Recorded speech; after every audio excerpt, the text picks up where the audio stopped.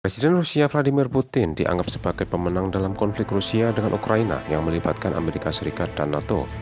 Hal ini dikatakan ilmuwan politik Italia, Lucio Caracciolo dalam sebuah wawancara dengan koran setempat La Stampa.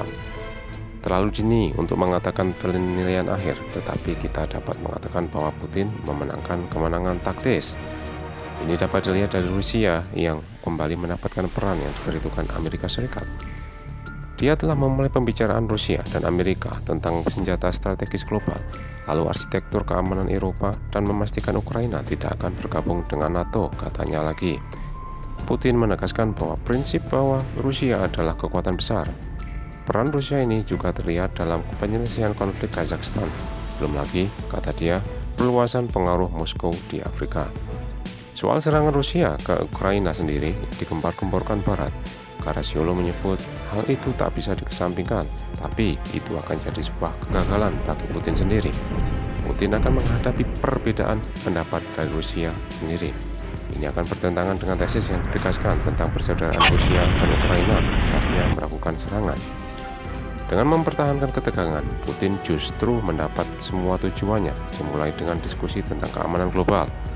Ia pun mengatakan bahwa Ukraina sebenarnya bukan prioritas Amerika Serikat, sehingga negara itu hanya bisa mengandalkan dukungan Amerika Serikat dan Eropa secara terbatas. Tak ada yang memikirkan aksesi nyata mereka Ukraina ke NATO, tambahnya. Putin juga telah mendorong Ukraina ke titik di mana negara itu menjadi tidak menarik bagi investasi asing.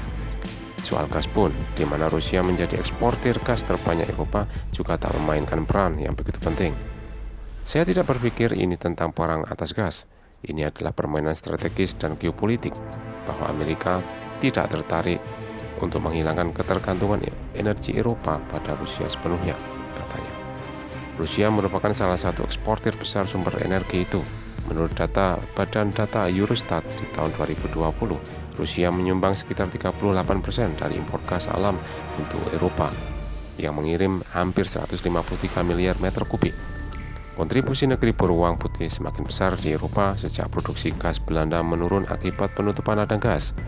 Belum lagi penutupan pembangkit listrik tenaga nuklir PLTN Prancis dan pembangkit listrik tenaga uap PLTU batubara Jerman. Sementara itu, laporan media barat mengatakan bahwa Rusia akan menyerang Ukraina 16 Februari 2022. Ini berdasarkan sumber yang mengetahui pembicaraan Biden dengan sekutu. Hal ini juga dikatakan Presiden Ukraina Volodymyr Zelensky.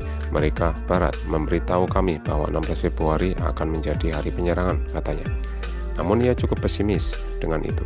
Ia malas meminta warga Ukraina bersatu di 16 Februari dengan mengibarkan bendera nasional dan mengenakan spanduk kuning dan biru. Pak Gayung bersambut, Selasa 15 Februari, Putin menjawab pesimisme Ukraina. Ia mengonfirmasi kalau Kementerian Pertahanan Rusia telah menarik tentara dan prasarana dan sarana pendukung dari perbatasan Ukraina. Hal itu disampaikan Putin dalam konferensi pers bersama Kanselir Jerman Olaf Scholz di Moskow. Putin mengatakan Rusia tentu saja tidak menginginkan perang dan siap mencari solusi. Kami siap untuk bekerja sama lebih jauh. Kami siap untuk masuk ke jalur negosiasi, ujar Putin seperti dilansir AFP. Penarikan pasukan Rusia yang disebut Rusia sepertinya belum membuat para tenang. Dalam komentar terbarunya, NATO menyebut masih ada penumpukan militer Rusia di perbatasan Ukraina. Kami telah mendengar tanda-tanda dari Moskow, tetapi sejauh ini kami belum melihat adanya penurunan eskalasi di lapangan, kata Kepala NATO Jens Stoltenberg Rabu 16 Februari. Sebaliknya, tampaknya Rusia melanjutkan pembangunan militer mereka. Ia mengatakan pernyataan Rusia masih harus dibuktikan. Ia berjanji NATO akan terus memantau pergerakan Rusia di sekitar Ukraina. Jika mereka benar-benar mulai menarik pasukan, itu sesuatu yang akan kami sambut, tapi masih harus dilihat, katanya lagi. Hal yang sama juga dikatakan Presiden Amerika Serikat Joe Biden. Ia memperingatkan serangan Rusia masih sangat mungkin.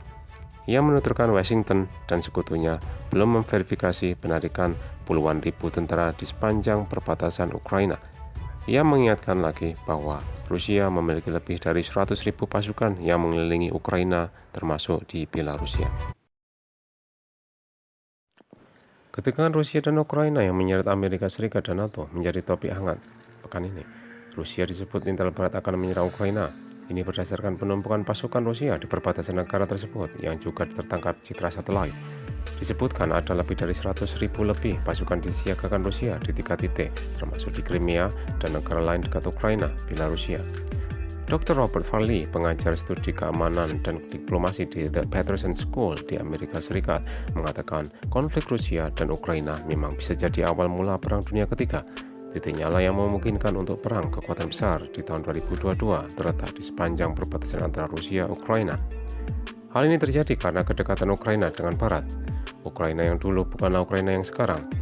Ukraina rapat dengan Rusia, namun pemimpin Ukraina yang sekarang lebih suka merapat ke Barat dan berupaya menjadi bagian NATO. Dulu, waktu Perang Dingin sebelum tahun 1990, orang-orang Ukraina dan Rusia bersatu dalam sebuah negara federasi bernama Uni Soviet. Negara komunis yang kuat di zaman Perang Dingin itu. Uni Soviet setelah Jerman kalah dan Perang Dunia II selesai, memiliki pengaruh di belahan timur Eropa. Tak heran jika negara-negara di benua Eropa bagian timur juga menjadi negara-negara komunis. Uni Soviet bersama China adalah musuh dari Amerika Serikat dan negara barat lainnya dalam Perang Dingin. Negara komunis era Perang Dingin digolongkan sebagai blok timur, sementara yang anti-komunis berada di blok barat. Di sekitar Eropa untuk melawan negara komunis, Amerika Serikat dan kawan-kawan mendirikan NATO, dan di sekitar Asia Tenggara, AS mendirikan Pakta Pertahanan Asia Tenggara Southeast Asia Treaty Organization atau yang disebut SEATO.